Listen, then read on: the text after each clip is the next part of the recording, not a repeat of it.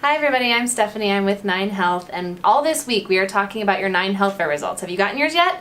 If you haven't, they are coming, and if it's been over 4 weeks and you haven't gotten them, please give our offices a call. You can find that information at 9healthfair.org. But we're with Dr. Michael McDermott, and he's Director of Endocrinology and Diabetes here at University of Colorado Hospital, and he's also on the 9Health Fair Medical Advisory Committee. So thank you for joining us.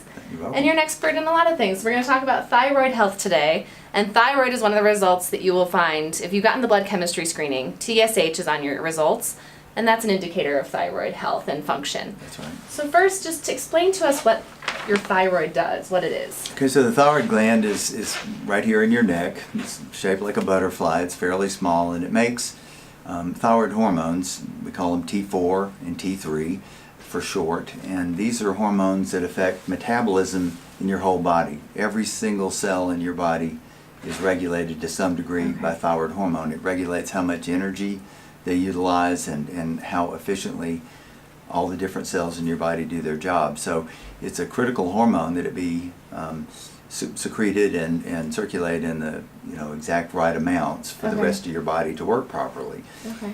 So the thyroid gland makes T4 and T3, and because it has to be controlled very, very tightly, the brain, part of the brain called the pituitary gland, makes a hormone called thyroid stimulating hormone, and that's what we call TSH, Yeah, which stimulates the thyroid gland to make more thyroid hormone if it's not making enough, and it sort of backs off if the thyroid gland is making too much, so it's sort of an accelerator or a brake to make sure that the thyroid gland makes exactly the right amount of thyroid hormone. So the control of the pituitary gland over the thyroid gland is very, very tight. It's very exquisitely controlled. Okay.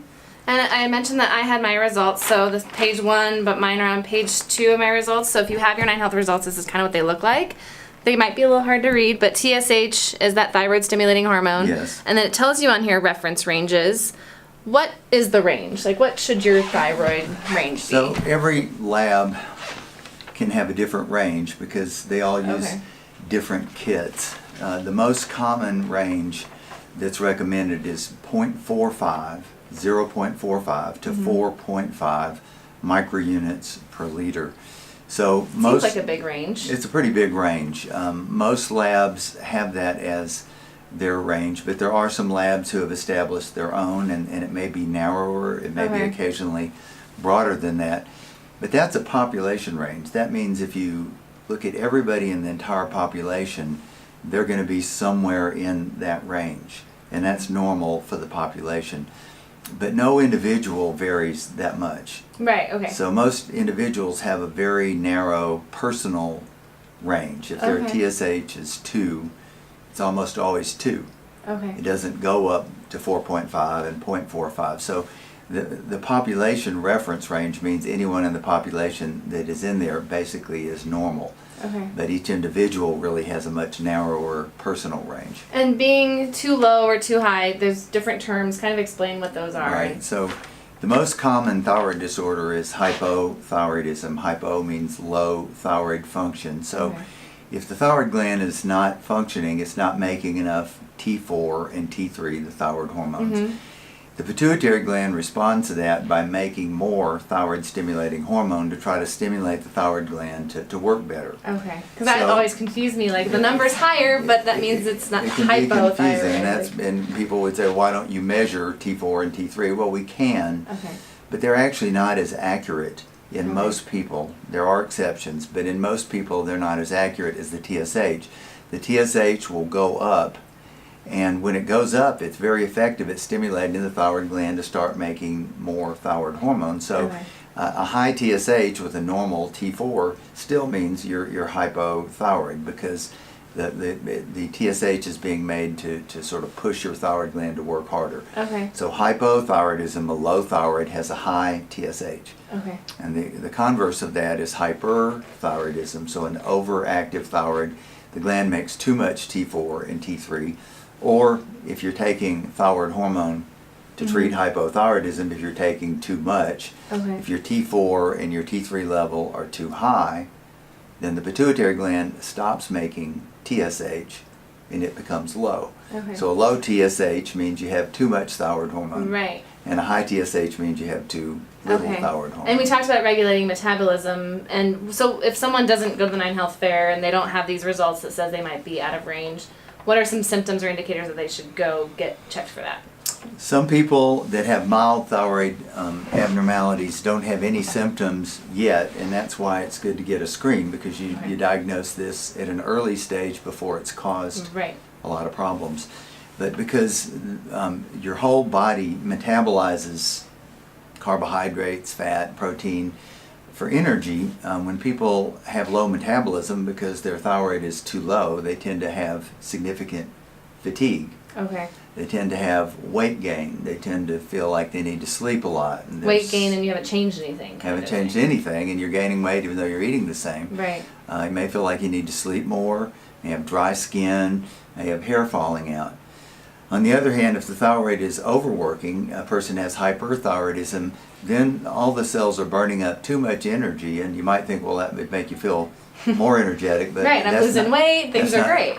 You might lose weight, but you don't actually feel more energetic. So people tend to feel fatigued when their thyroid is overactive, just like if their thyroid's underactive. It's like your body's working too hard. It's working too hard. The body works best when thyroid is perfect, when it's right where it should be. So when a person has too much thyroid hormone or hyperthyroidism, they also feel fatigued, but instead of gaining weight, they may be losing weight. Instead of dry skin, they may have sort of oily, sweaty skin. Still might lose hair, and they may not sleep well. Instead of sleeping more, they may sleep less. And that state of having too much thyroid hormone can occur because your thyroid gland is spontaneously overactive, or because you're taking too much thyroid hormone to treat hypothyroidism. So I have hypothyroidism, and I was put on Thyroid by my provider last year. I think my thyroid was normal until I had my first child. Is that normal? Like after you have a child for things to kind of go out of whack?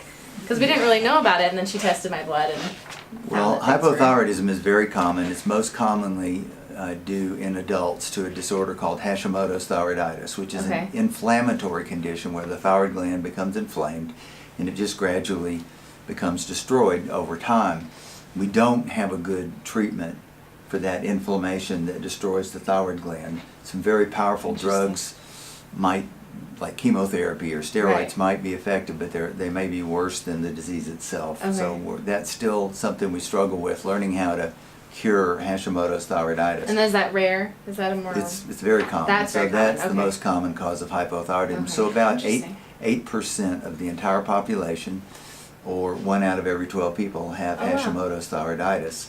It's an autoimmune disease where your body's immune system attacks your thyroid gland, and it's the most common of all autoimmune diseases. So it affects 1 out of every 12 people. That causes hypothyroidism.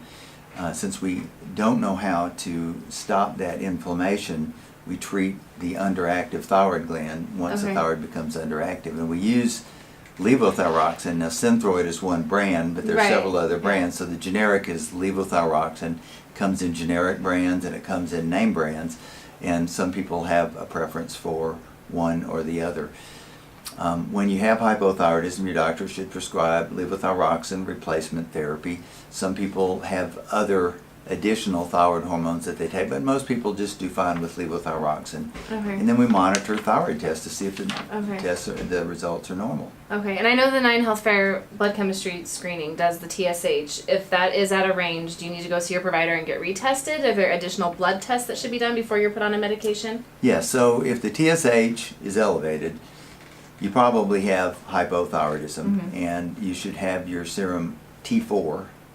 More importantly, your free T4, because that's a better test, measured. So if TSH is high, get a free T4. If the TSH is low, you should have a free T4 and also a total T3. Okay, so the thyroid can produce too much T4 or too much T3, or both. And so an overactive thyroid, you have to measure both. For an underactive thyroid, you really only need to measure the T4.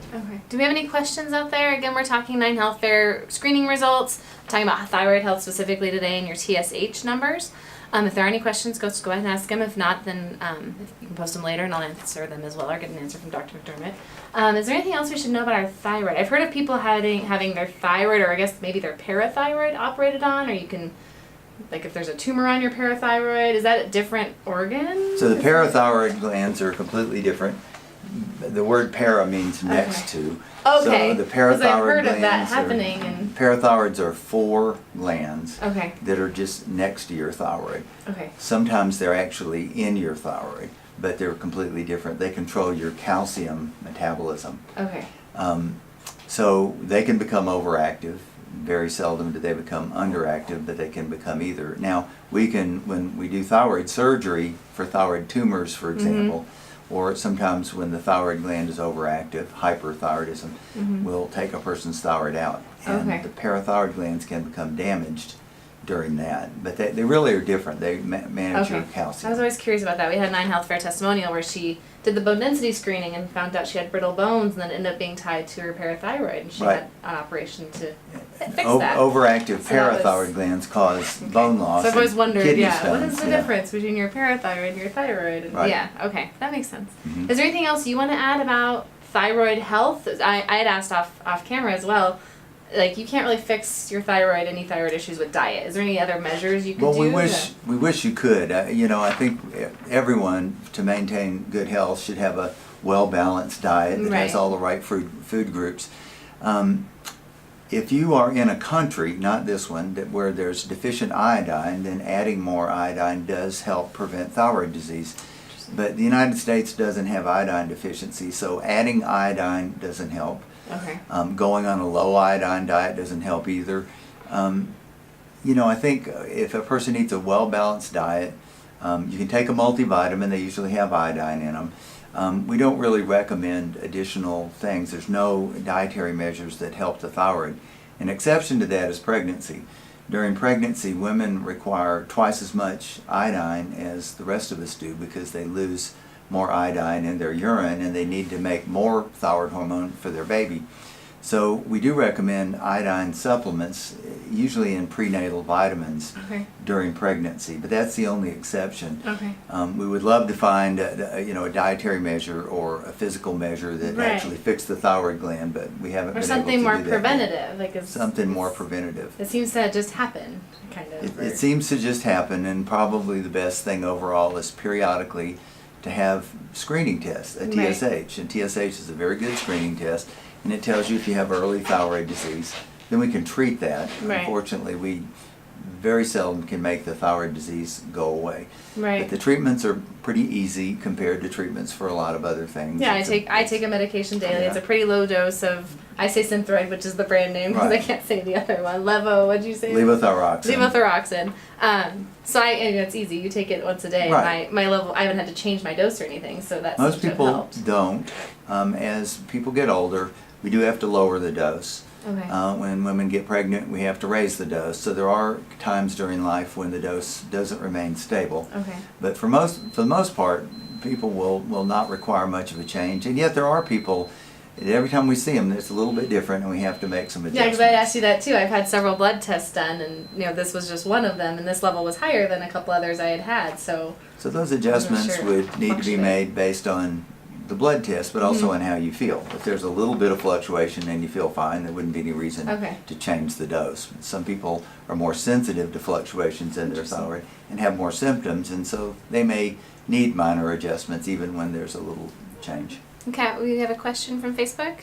Yes, I we saw Kat's hand actually raised. have a couple. Okay. So, it looks like Sally asked if she should change her meds if she's been taking it for over 20 years. Is that normal to switch your normal medication? You don't really need to switch.